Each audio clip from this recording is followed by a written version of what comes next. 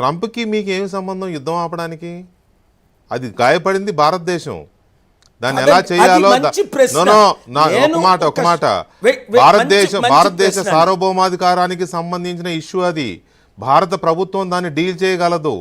Trump చెప్తేనో లేకపోతే మీరు చెప్తేనో లేకపోతే టర్కీ అధ్యక్షుడు చెప్తేనో no, we can't accept, we don't accept. ఎందుకు ఇలా లేని పూసుకునే వాళ్ళని ప్రయత్నం ఎందుకు చేస్తున్నారు? మీరు మంచి ప్రశ్న వేశారు.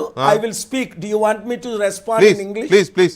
War mongers don't stop. Please let me speak in English 1 minute, then I'll jump into Telugu because others should hear. Trump is selling trillions of dollars war weapons.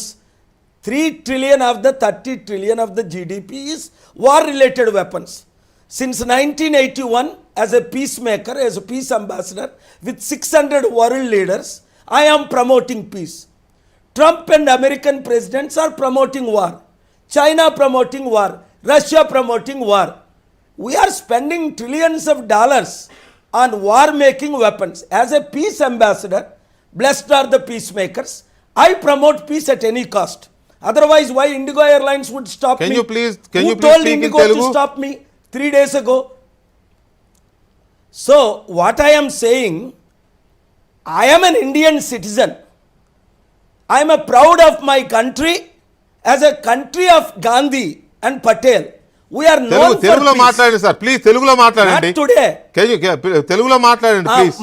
ఇదిగోండి, మన దేశం ఇది మన దేశం శాంతి దేశం. మన గాంధీ గారు మనకు నేర్పింది ఏంటి? బ్రిటిష్ని ఎలా ఓడించాం మనం? యుద్ధంతో ఓడించామా? వెపన్స్తో ఓడించామా? న్యూక్లియర్స్తో ఓడించామా?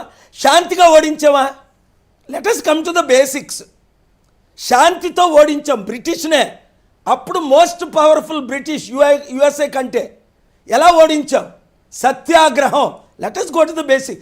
ఎందుకు గత 6 ప్రైమ్ మినిస్టర్స్ ఇండియాలో, ఈరోజు మోదీ గారు, అంతకుముందు మన్మోహన్ గారు, అంతకుముందు దేవగౌడ్ గారు, ఇందిరాగాంధీ, రాజీవ్ గాంధీ నుంచి నాకు నేను నెహ్రూని అంటే కలలేదు, కానీ నెహ్రూ గారు కూడా శాంతి కదా.